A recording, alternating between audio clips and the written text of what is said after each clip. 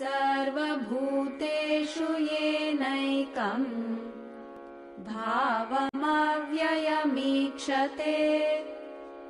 अविभक्तं विभक्तेषु तज्ज्ञानं विद्धि सात्विकम्. Know that knowledge as Satwik, by which one sees the one indestructible reality in all beings, the undivided in the divided. It's a beautiful term. Avibhaktam vibhakteshu. So, this verses 19 to 39 give your personality chart. Sattvic, Rajasic, Tamasic, Gunas that pervade through these 7 aspects of your personality. So what is Sattvic knowledge? 3 points that get this Sattvic knowledge across. First is, you are able to x-ray through the material layers and see that one indestructible reality. You see Atman in all beings. To understand what that is, let's get back to where we are. When you meet a person, what do you see first? The clothes that the person is wearing. Are you wearing fashionable clothes, or do you belong to the high society category, or you don't belong there? So in a moment, it's very interesting to see this. When you meet someone, the person is just trying to size you up. In seconds, he or she manages to size you up and then decides whether he wants to continue the relationship with you or to drop you. So what do you see? You see physical things. You see separateness. You see vibhakta. You see distinctions, demarcations, multiplicity.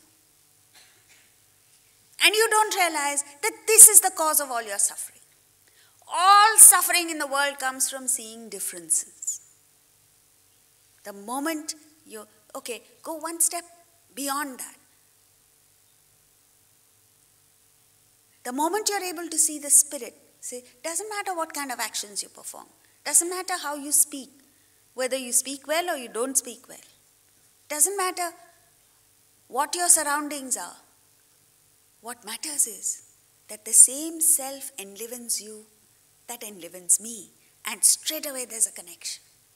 And anybody who feels that connection, anyone who's able to see that oneness, what a tremendous return there is from the environment. To understand this, you must understand what happens with creatures. How many of you have a pet dog at home? Yeah, all right, you have a pet dog. When you, let's say, invite a few friends over to dinner, watch the fun. Watch what happens. They come in, and they come in at different times. So when a dog lover enters the home, the dog lover doesn't even look at the dog, doesn't even know of its existence. But suddenly, the dog gets highly activated, wags its tail furiously, and goes to the dog lover. And it is such a wonderful thing to see strangers. The dog and your friend have never met. And yet there is an instant connection. Your second friend comes. He is first of all afraid of dogs. And looks at this huge thing in your home. And says, does he bite? And you're confident. You say, no, he doesn't bite. He doesn't even bark. He's totally, he's a very gentle dog, loving dog. And you wish you hadn't said that, because the moment the friend enters, this dog comes alive and starts barking. Why? Because the dog senses the separateness, senses the fear, senses danger. So you don't realize the dog is not attacking you. The dog itself feels alienated. The dog feels threatened. So you, as the owner of the dog, don't know who to feel sorry for, the friend or the dog. Now, if this is the case with a dog, can you imagine what happens with human beings? There is an instantaneous connection. So the moment you feel one with people, there is the overwhelming response from the other person. And there's a wonderful relationship. But when you enter a room with the feeling, let's see what this guy has to say. You don't say it, you just feel it. The other person feels the threatening vibes and responds like the dog, he barks at you. And then you say, but this guy was so rude to me. He wasn't rude, he was only responding in like manner to what you were sending out. So that's what it is. And this is the foundation of the Indian culture, to zero in on vibhaktam, on the undivided in the divided. Therefore it is, friends, that never in India's long unbroken history has India ever gone out and conquered other nations with military strength, even though we had it then. Nor have we bullied people economically with our wealth. Nor have we gone out and conquered and annexed other countries to our rule. But yes, we have gone out and conquered other nations, like the Chinese ambassador to the United States said, that India had overpowered and ruled over China for over 20 centuries without sending a single soldier across the border. We were able to do that because of the power of our spirituality, because of this avibhaktam vibhakteshu. When you feel one with the person, it gives power to you. What gave Mahatma Gandhi the power? The fact that he did not hate the British. He didn't hate anybody. The moment you don't hate a person, you gain power over the other person.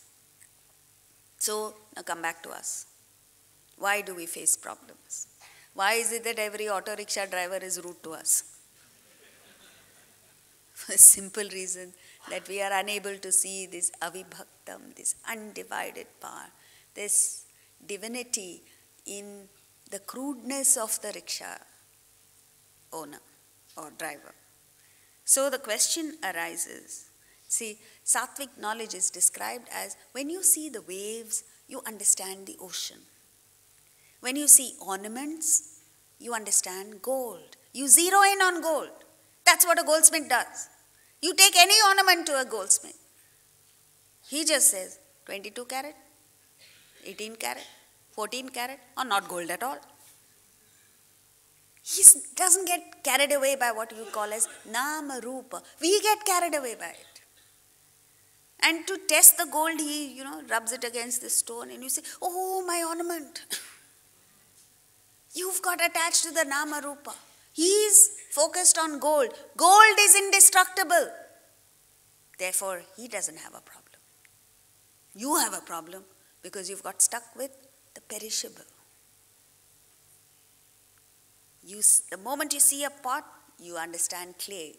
Even science says matter is indestructible. Matter can never be destroyed. See, even matter can't be destroyed. What about Atman? So you must make an effort to develop this, what they call as totality vision, which again is inherent of the Indian culture. There are so many divisions. Every 50 miles you go, the dialect changes. Throughout the country, people wear saris. No more. Now you've gone Western. But earlier. But the style in which the sari was worn was different. The style of the turban was different. The kurta was different. The food is slightly different. And yet, it is this culture, the Vedanta, that bound us all together as Indians. Even politically, we were different. And that's what it is, this totality vision. So how do you develop this totality vision versus this individuality version? Because the moment you look at things from your individuality, everything gets distorted. It's only when you look at the totality that you really understand. So, what have you identified with? When you identify with your own body, you see maximum separateness. Even with your own child, you feel separate. Identify with your mind and there is instant relief. Within the periphery of your love, which could be your family, your friends, whatever it is, however small it is, there is a relief. That's why everyone looks forward to going back home. What is the secret behind it? because you feel one with everyone there. You don't feel threatened. You don't feel that you're a competitor. You're accepted. Whatever you do, your good points, bad points are accepted, and so also you accept. So there is a oneness, even though there are differences. Identify with your intellect, and there is much more relief because you accept, let's say, all your countrymen as one. You accept your community members as one. You accept the citizens of Mumbai as one. Isn't that so? That's why when the terrorist attacks took place, all of Mumbai came together, rallied around each other, helped each other. Unfortunately, when the threat goes away, we go back to our divisions and separateness. This is the bane of Indianness. So, the second thing is to understand that gunas function. What is it that creates the differences? Gunas, vasanas. So when you understand, when you look at a person who is unrefined, who is crude, who hasn't picked up niceties in life, you understand his vasanas are like that. This is a combination of nature and nurture is such that he's a despicable character. But Atman in him is the same. He's a nice person with bad exposure.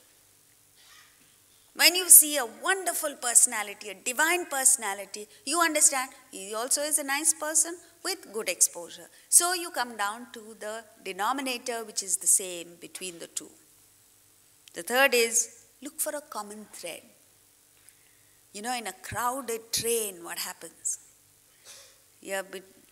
Many years ago, I was getting into a Bombay train that was going from Mumbai to Pune. And the roads weren't good, so everybody was going by train. It was overcrowded.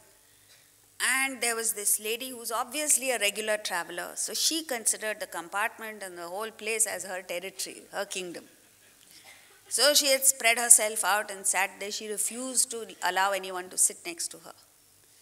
And then suddenly, she heard Bengali being spoken 10 feet away, which means about 20 people were in between. And suddenly she screamed, "Esho, Esho, Esho," means come, come, come.